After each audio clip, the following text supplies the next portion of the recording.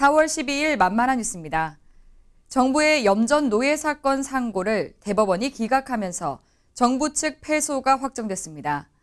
염전 노예 사건 공동대책위원회는 지난 5일 국내는 물론 국제사회에도 큰 충격을 주었던 일명 염전 노예 사건의 피해자들이 제기한 국가 배상 청구 소송의 상고심이 정부 측의 패소로 확정됐다고 밝혔습니다. 지난 2015년 11월 13일 피해자 8명은 국가와 신안 완도군을 상대로 각 3천만 원의 손해배상 청구 소송을 제기했는데요. 2017년 9월 1심에서는 도와달라며 수차례 파출소를 찾아간 피해자들을 경찰이 번번이 염전 주인에게 돌려보냈던 사건에 대해서만 원고 측의 손을 들어줬습니다. 나머지 패소한 피해자 7명 중 3명이 항소심을 제기했는데요. 지난해 11월 서울고등법원은 3명 모두에 대한 국가의 책임을 인정하고 2천만 원에서 3천만 원의 손해배상금을 각각 지급하라는 판결을 내렸습니다. 장애가 있는 피해자를 제대로 조사하지 않고 가해자에게 되돌려보낸 고용노동부와 강제노역에 시달리고 있음을 인지했음에도 필요한 조치를 취하지 않은 완도군, 그리고 피해자가 실종자로 등록돼 있었음에도 아무런 조치를 취하지 않은 채 노동 착취를 방치한 경찰의 책임을 인정한 판결이었다는 평가가 나왔습니다.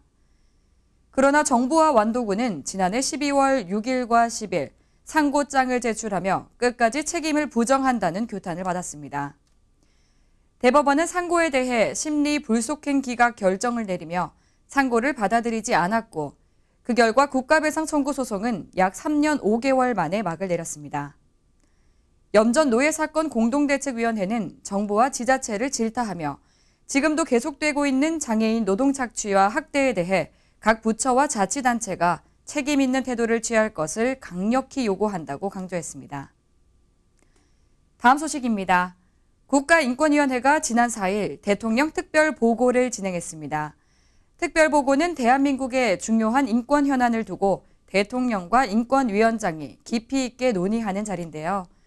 문재인 대통령은 최영애 위원장의 인권 상황 진단을 청취하고 노동시장 양극화 문제를 비롯해 혐오와 차별 확산 경향에 대해 인권위의 우려에 적극 공감했습니다. 특히 대통령은 발달장애인 보호시설에서 교사가 장애 아동을 폭행한 사건에 대한 조사 보고를 받고 크게 관심을 보였다고 인권위는 설명했습니다. 더불어 청와대 내에서도 발달장애인과 그 가족이 겪는 차별 등에 대한 인권위 조사 활동을 공유하겠다고 밝혔습니다.